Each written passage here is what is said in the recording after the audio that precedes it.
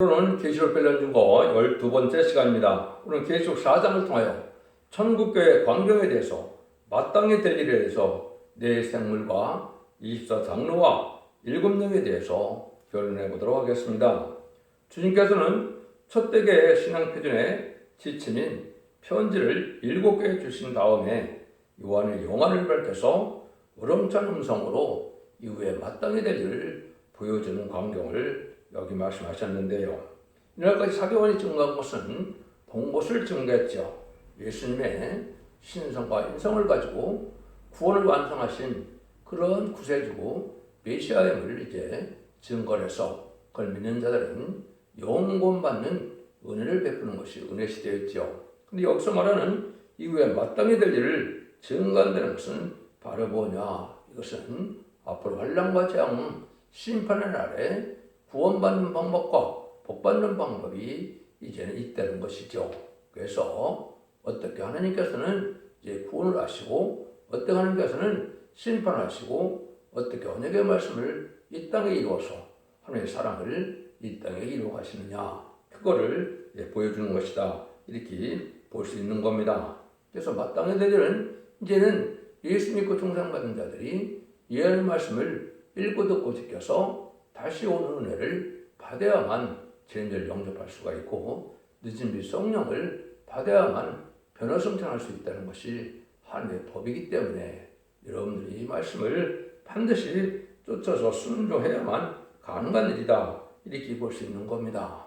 그런데 하나님이 하시는 일은 그냥 우연히 되는 것이 아니고 이런 일들을 하시기 위해서 하나님께서는 각종 기간을 위해서 두시고 하늘 본배에서 정한 대로 이 땅에 이루어지는 과정을 우리에게 보여주셨다, 이렇게 보시면 여러분들이 이 말씀을 볼 수 있다, 이렇게 볼 수 있는데요. 이것은 에스겔서 1장을 여러분이 잘 보시면 4장과 계시록 4장과 연관성이 있어서 이해를 할 수 있다, 이렇게 볼 수 있습니다.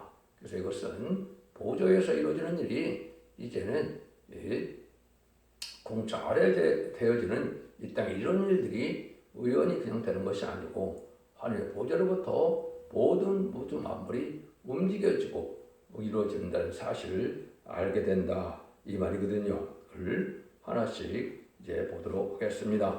1절입니다. 이 후에 내가 보니 하늘에 열린 문이 있는데 내가 들은 바 처음에 내게 말하던 닷발소 같은 그 음성이 그러되 이리로 올라와라, 이후에 마땅히 될 일을 내가 내게 보이리라. 그래서 죄에서 구원받는 것은 십자가의 보혈의 공로에 구원이 있었다, 이렇게 이제 다 사도 바울이 요한복음이나 요한일서나 이를 통해서 다 말씀을 했죠. 그래서 또 앞에서는 이제 7개를 통해서 다시 오시는 주님을 영접하려면은 이제는 신앙이 바로 돼야 된다. 그래서 첫 대계 신앙 표준을 7개를 통해서 알게 되고 이 길은 이제 복을 받게 되는 내용을 이제 말씀하시고 난 다음에 이제는 하나님께서 바로 예언을 지켜야 구원받는데 이것은 이후에 마땅히 달려서 심판과 환난과 재앙의 날에 구원받는 방법을 알려주는 것을 표현해서 이후에 마땅히 될 일을 알려주겠다, 이렇게 말씀을 하신 것이죠. 그래서 여러분들 하나님의 역사는 은혜의 구원의 역사가 있고 심판의 공의의 역사가 있다는 사실을 아시고 또 하나님께서는 그 일들은 언약의 말씀대로 하신 데는 진심의 하나님의 사랑인 것을 여러분이 아는 것이 하나님을 바로 아는 것이다. 결국 하나님께서는 계시록 11장 15절에서 그리스도의 나라를 이 땅에 이루는 것이 하나님의 뜻인데 완전한 축복의 나라, 눈물 고통, 질병, 장애 없고 해함과 정말 상함이 없는 이런 나라를 이루는 것이 하나님의 뜻인데 그 뜻을 본격적으로 이루는 방법을 이제는 여기 계시록 4장부터 말씀하시는 것이다, 이렇게 볼 수가 있습니다. 그래서 열림은 있다. 그래서 하늘과 인간 사이에는 이제 이러한 영계적으로 통할 수 있는 문이 있다는 것을 우리가 알 수가 있는데 사도행전 7장 55절을 보면 스데반 집사가 순교할 때 하늘문이 열려서 하나님 보좌표에 주님이 계신 것을 본 경우가 있었죠. 이것은 하늘의 사명을 감당할 자들에게는 하늘의 보좌를 보시는 영계에 도달해서 쓸 수 있다는 것을 우리가 알 수가 있고 또 하나님 일을 하려면 성령 충만해서 그것을 다 깨닫고 볼 수 있는 자들이 되어야 이제 그거를 사명을 감당할 수가 있는 것이다. 나팔 소리 같은 음성은 하나님의 음성에 들렸는데 이것은 하나님께서 하시고자 하는 일을 하는데, 여러분들이 두 군데 보면 이사 10장 20절 23절에 보면 내 백성이 바다에 모래가 탈지라도 남은 자만 돌아온다는 것이며 이미 작정되었은즉 주 만군의 여호와께서 온 세계 중에 끝까지 행하시라. 하나님은 인간의 종말에 될 일을 이미 작정되고 있고 그 일대로 다 이루어진다 이 말입니다. 아무리 하나님의 백성이 많다 해도 남은 자만 들어온다는 것은 합당치 않은 자는 결국은 심판하는 환난 재앙 아래 살아남지 못한다 이 말입니다. 그래서 이제는 예수 믿고 충성받은 자 중에서도 상달되는 기도와 예배를 드리는 자 중에 알곡을 모아서 남은 좀 남은 백성으로 하나님의 백성과 하나님의 종을 삼고자 하는 것이 하나님의 작정된 일이다 이렇게 볼 수 있기 때문에 하나님은 반드시 심판 후에 새 시대가 온다는 사실이 이게 오면 하나님의 작정이고 하나님의 역사다 이렇게 봐야 되는데, 이것을 이제 이사 10장 20절 27절에 보시면 악한 자의 후손은 멸망의 비로 소재를 한다 이랬거든요. 그러니까 이제 완전한 합당치 않은 자는 다 멸망하게 되는 것이고, 하나님의 경영하신 바이며 아수르 사람을 진내 막대로 쓰시고 발을에 밟으리라 한 것은 온 세계를 향한 하나님의 경영이다 이렇게 말씀하셨어요. 여호와께서 경영하셨은즉 누가 능히 패하고 그것을 돌이키랴 이렇게 말씀하는 것은 하나님께서는 의로운 심판을 통하여 새 시대를 이루는 것이 하나님의 뜻이다 이 말입니다. 일부 사람들은 또 뭐라 그러니까 사랑의 주님이고 사랑의 하느님인데 무슨 심판이 있느냐 이렇게 얘기하는 것은 잘못된 생각이시죠. 심판 자체도 택한 자들에게는 그게 사랑이죠. 여러분 알곡과 측정을 같이 섞어내면 알곡을 이제 제대로 이용할 수가 없는 거죠. 그러니까 쭉정이는 불에 태워야 되는 것이 맞는 거거든요. 그래서 이것이 하나님의 작정된 일이기 때문에 인간들이 모내고 하나내고 그거에 따라서 움직여지는 것은 아니다 이 말입니다. 그래서 하나님께서는 인간 정말의 모든 진리의 비밀을 알게 하셔서 심판이 기준이 되는 진리의 단순의 표현을 통하여 이 일들을 하게 된다. 하나님께서는 진실무하신 하나님이고 말씀에 또 종교가 기독교이고 진리 하나님이기 때문에 진리의 변론을 통해서 모든 일을 다 진행한다는 사실을 여러분이 또한 아셔야 돼서 완전한 이런 변론에 이르는 종이 나온 것이 첫대계의 사자고 그 첫대계의 사자 진리의 심판에 대한 진리로 진리를 전해서 진리에 순종하면 알곡이 되고 순종치 않으면 쭉정이가 돼서 환난 장애 아래 심승의 표를 받고 결국은 고난받다가 아마겟돈 때 전멸당하는 것이 하나님의 작정된 섭니다. 이렇게 보셔야 됩니다. 그래서 그럴 때 이제 우리가 새로운 하나님의 은혜를 받는 데서 지금까지는 예수 믿고 충성받는 것이 이 시대의 지금까지의 은혜였죠. 그래서 아무리 예수를 오래 믿어도 성령을 받아서 충성받지 못하면 하나님의 백성이 아니요 구원받은 것은 아닙니다. 또 재림의 주가 올 때는 늦은이 성령을 받아야 적장고 새시다가고 정편을 성찰하는 은혜를 받게 되는데, 이 늦은이 성령을 받지 않고는 그 은혜를 받지 못하는 것도 하나님의 법인데 그걸 알지 못하는 것이 현재 기독교의 상황이다 이렇게 볼 수가 있습니다. 그래서 그런 일들이 다 합동해서 다 이루어지는 것이 모든 예언서와 기록이 다 성취되는 과정에 있는 것인데, 그 기간은 마지막 한 일에인 전산년만 후산년만 밖에 안 남은 시점이고, 전산년만에는 구원의 역사가 진행되지만 후산년만에는 근거가 자비가 없는 심판의 역사인데, 그 재앙이 짐승의 표를 받는 재앙으로 내리기 때문에 짐승의 표를 받으면 심판의 대상자, 멸망의 대상자가 돼서 대작장 대결을 받다 아마겟돈 때에 전멸을 당한 것이 심판의 방법이다. 여러분들 이걸 잘 아셔야 된다 이 말입니다.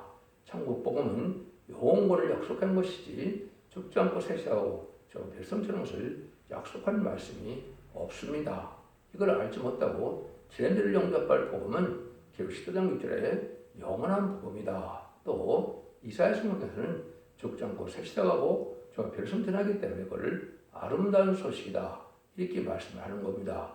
이 말세 복음을 재림주를 맞이할 수 있는 복음을 받아들여야 된다는 사실을 여러분이 아셔야 된다 이 말입니다. 그를 다시 한번 2절에 보시면 내가 곧 성령에 감동할 테니 보라 하늘의 보좌를 베풀었고 그 보좌 위에 앉으시니가 가로소되. 물론 이제 무궁사에 가면 하늘의 보좌가 있고 그 우편에 예수님의 보좌가 있죠. 또 좌편에는 7명이 있죠. 근데 여기에 보좌를 또 베풀었다는 것은 왕권 받은 종들의 앉을 자리도 있다. 이렇게 보시면 되고 또 24장로가 있으니까 24장로의 보좌도 있겠죠. 그래서 24장로들이 이제 앉은 보좌 말고도 보좌를 베풀어 놓은 것은 이제 우리가 휴거돼서 왕국 건설을 사명을 감당하는 종들에게 이제는 왕권의 상급을 주는 보좌들이 있다. 이렇게 보실 수가 있는 것이죠. 여러분들이 히브리서 12장 23절에 보면 하늘에 기록한 장자들의 청회와 교회가 있다 그랬죠. 이것이 최종으로 그런 종들이 그런 성들이 모인 마지막 교회다 이렇게 볼 수 있는 것입니다. 그래서 성령에 감동하였던 것은 우리가 성령 충만하지 않으면 또 말씀 충만하지 않으면 하나님의 삶을 온전히 감당할 수 없기 때문에 성령 충만한 우리 사도 요한의 모습을 보여준 것이고 그래서 하나님의 보호자를 볼 수 있는 이런 일을 말씀하는 것이다. 고린도후서 12장에 보면 사도 바울도 삼층천의 강으로 자기가 뭐라 그러니까 몸 안에 있었는지 몸 밖에 있었는지 자기도 모르겠다 이런 말을 했죠. 그래서 삼층천 하나님이 계신 곳을 갔다 온 것을 우리가 볼 수가 있는데 우리도 이제 이런 성령 충만을 받으면 계시록 이사야 요한복음 14장에 보면 예수님 이렇게 말씀했죠. 나보다도 더 큰 일을 하는 자가 있다는 말씀하셨죠. 그래서 이것이 바로 보혜사 성령을 받게 되면 이제 우리가 예수님이 다 하지 못한 그들을 왕국권의 운동으로 이제는 사명을 감당한다 이 말입니다. 예수님께서는 천국을 알려주고 부활승천해서 가셨기 때문에 이제는 지난주를 영접할 신앙 준비를 해야 예수님이 오시게 되고 그 전에까지 일은 사명들 통해 하나님이 역사를 하시고 이루신다 이렇게 보셔야 됩니다.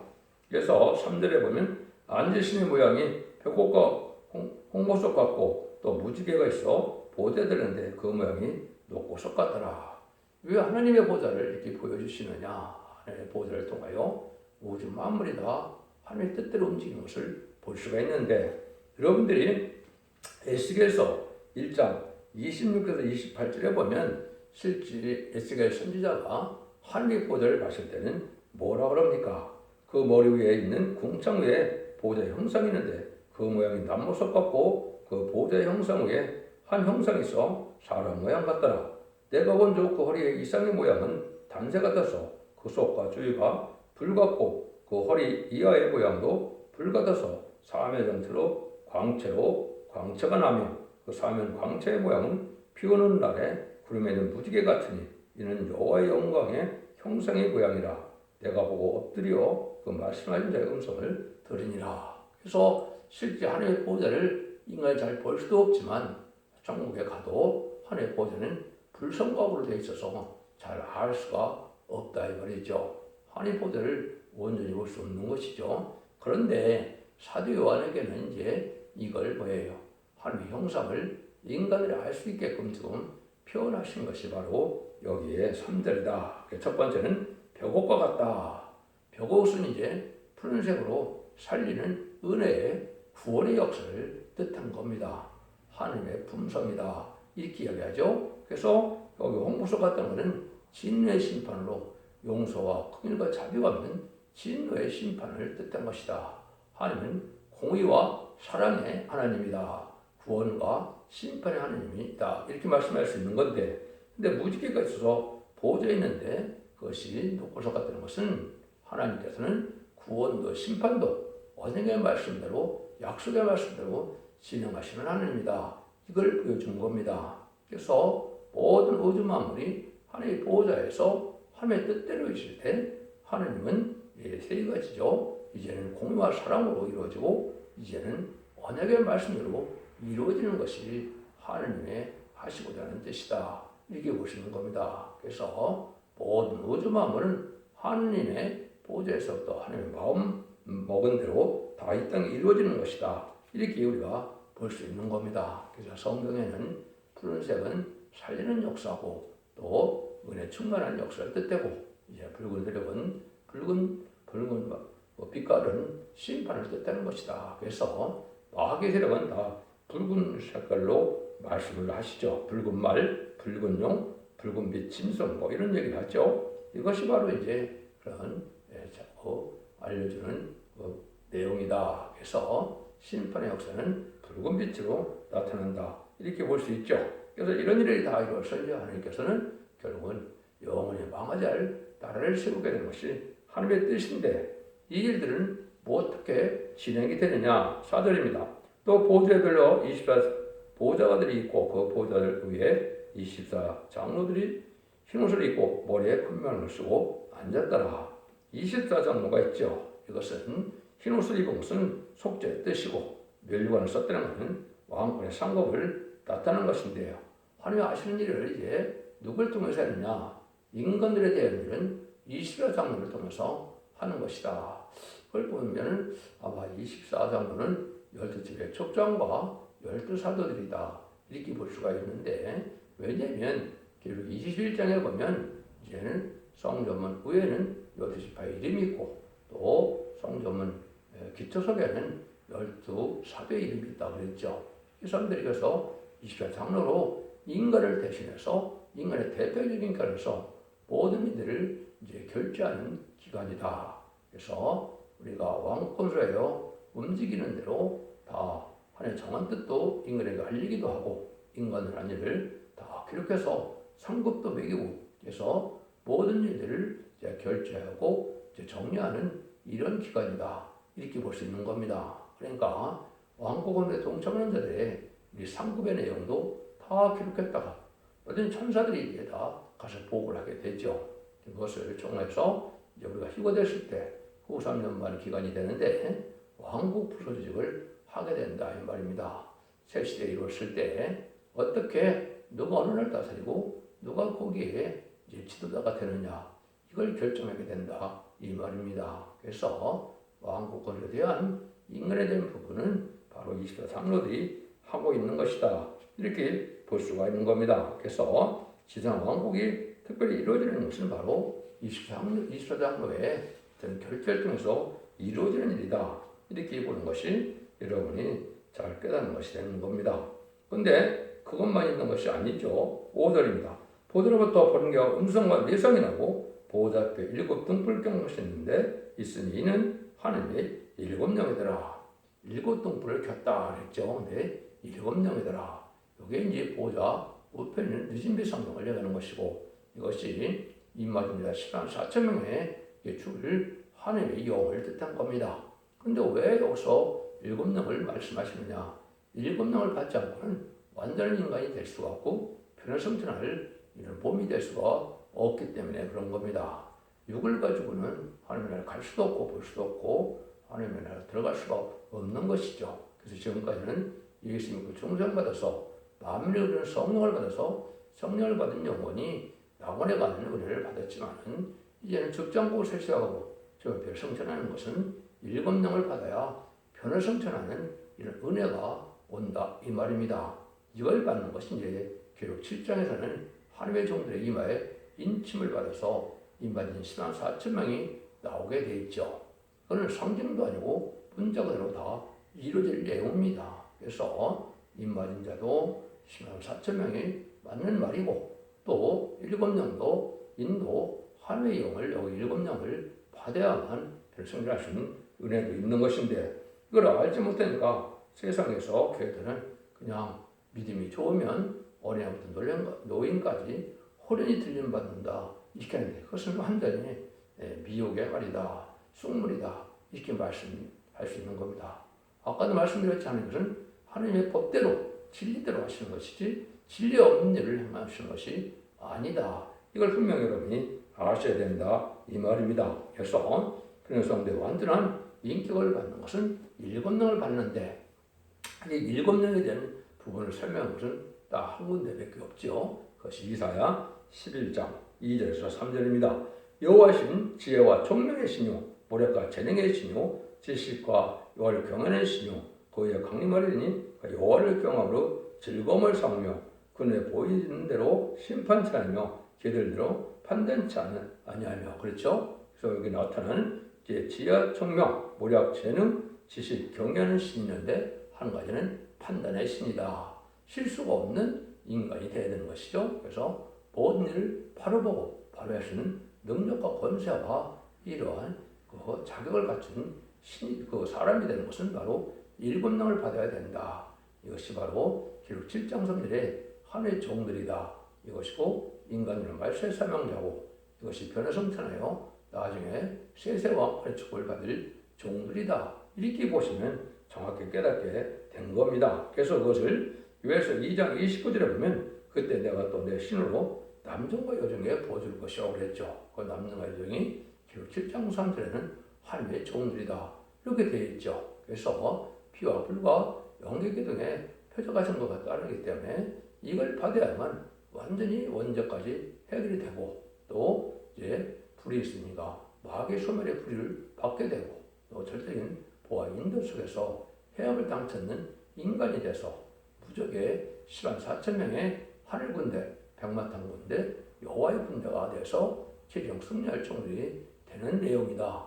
이렇게 이해하면 성경을 바로 깨달은 것이 되겠습니다. 6절입니다. 보좌 앞에 수정과 같은 유리바다가 있고 보좌 가운데 보좌 주위에 네 생물이 있는데 앞뒤에 눈이 가득하더라. 그래서 이제 보좌 앞에는 네 생물, 스랍이라고 그러고 뭐 캐로침이라고 그러고 이것도 상대 오해를 많이 하는 분들이 많은데 이것은 하나님의 피조물 중에 하나님의 모든 주권을 누굴 통해서 이 네 생물을 통해서 한다. 어떻게 보면 천사 중에 한 종류이지 않을까 이런 생각도 할 수 있는 것이죠.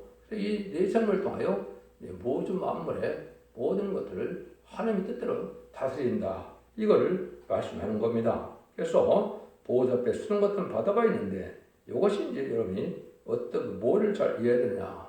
창세기 1장에 보면 하나님께서 수면 위에 하시다가 이제 궁창으로 물과 땅을 물을 나눴다 그랬죠. 그래서 물에 잠겼던 우주가 이제는 물이 궁창 위로 흘러가는 물이 있고 궁창 아래 보이는 물은 육지가 돼서 육지에서 바다가 됐다. 이렇게 표현하시죠. 그러면 이 인간이 사는 이 지구에 이제는 바다와 육지가 있죠. 거기는 공기층이 있어서 우리가 살 수 있는 저 환경을 조성하셨죠. 그 다음에 이제 우주층이 나와서 별들의 세계가 있죠. 별들의 세계가 끝나고 난 다음에 이제 다시 수정 같은 바다, 이제 궁창 위로 간 물들이 물로 들려쌓여 있는데 그 물을 세계를 건너가면 하늘에 계신 보호자의 세계가 나온다. 이렇게 이걸 표현하신 겁니다. 그래서 그렇게 이해해야 창세기를 제대로 깨달은 것이 된다. 이렇게 볼 수 있는 겁니다. 그래서 거기에는 네 생물이 있는데 앞에 눈이 가득하다. 하나님의 필요는 완전한 통찰력을 얘기하는 것이죠. 이것은 이제 하나님의 보호자는 궁창의 일들을 네 생물을 통해 다 움직이게 하신다. 이걸 우리가 볼 수 있는 것이다. 이렇게 볼 수 있습니다. 그래서 이것도 에스겔 성경에 보면은 정확히 이 역사의 방법을 말씀하셨는데요. 거기 보면 19절 21절에 보면 생물이 행할 때 밖에도 그 곁에서 행하고 생물이 땅에서 들릴 때 밖에도 들려서 어디든지 신이 가려하면 생물도 신이 가려는 곳으로 가고 그 밖에도 그 곁에서 들리니 생물의 신이 그 밖에 가운데 있습니다. 저들이 행하면 이들도 행하고 저들이 그치면 이들도 그치고 죄송합니다. 저들이 땅에서 들릴 때 이들도 그 곁에서 들리니 이는 생물의 신이 그 밖에 가운데 있습니다. 그래서 하나님의 뜻대로 움직여지는 이 네 생물로 말미암아 이 우주의 삼라만상 모든 것들을 이 네 생물을 통해 하나님은 다스린다. 이렇게 볼 수 있는 겁니다. 그걸 구체적으로 이제 7절 8절에 보면 첫째 생물은 사자 같고 둘째 생물은 송아지 같고 셋째 생물은 사람 같고 넷째 생물은 날아가는 독수리 같은데 네 생물이 각각 6날개가 있고 그 안에 눈 주위에 눈이 가득하더라. 그들이 밤낮 쉬지 않고 이르기를 거룩하다 거룩하다 거룩하다 주 하나님 곧 전능하시니요 천하에도 계셨고 이에도 계시고 장자고 실자라. 그게겠죠. 그래서 내 생물의 모양이 이제 첫 번째는 사자 같다. 들짐승을 다스리는 이런 기관이고, 송아지 같다. 가축을 다스리는 기관이라고 볼 수 있는 것이고, 사람 같다. 인간의 상사화복이나 나라의 흥망성쇠에 인간들의 모든 일을 주장하는 생명의 생물이다 이렇게 볼 수 있는 것이고, 독수리는 들짐승을 지배하는 이런 권세를 가진 생물이다 이렇게 볼 수 있는 것이죠. 그래서 이 네 생물을 통하여 모든 만물을 움직이게 되는 것은 하나님의 뜻대로 움직이게 된다. 그래서 하나님이 지배를 받는 세력이 여섯 날개에 받은 세력으로 표현이 됐고, 이런 모든 일들이 하나님의 보좌로부터 일어나서 다 네 생물을 통하여 우주만을 다스려가는 하나님의 방법을 알려줬다 이렇게 볼 수 있는 것이죠.